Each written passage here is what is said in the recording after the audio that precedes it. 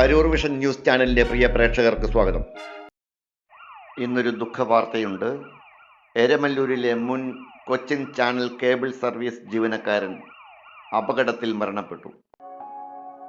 ഇപ്പോൾ ചേർത്തലയിൽ സെക്യൂരിറ്റി ജീവനക്കാരനായി ജോലി ചെയ്യുന്ന 56 വയസ്സുള്ള ചേർത്തല കടക്കരപ്പള്ളി കൊട്ടാരം പാട്ടത്തിൽ മഠം ലക്ഷ്മി നിവാസിൽ വാടകയ്ക്ക് താമസിക്കുന്ന കണ്ണൂർ താവക്കര അഭിരാമി വീട്ടിൽ പരേതനായ കൃഷ്ണസ്വാമി ആചാര്യയുടെ മകൻ സുനിൽ കുമാർ ആണ് മരണപ്പെട്ടത്.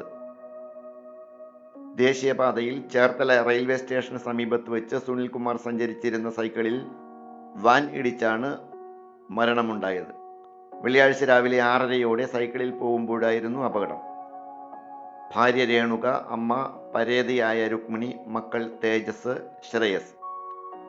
ചേർത്തല പോലീസ് സംഭവസ്ഥലത്തെത്തി അനന്തര നടപടികൾ സ്വീകരിച്ചു. പരേതനായ സുനിൽകുമാറിന് അരൂർ വിഷൻ ന്യൂസ് ചാനലിൻ്റെ ആദരാഞ്ജലികൾ. നന്ദി.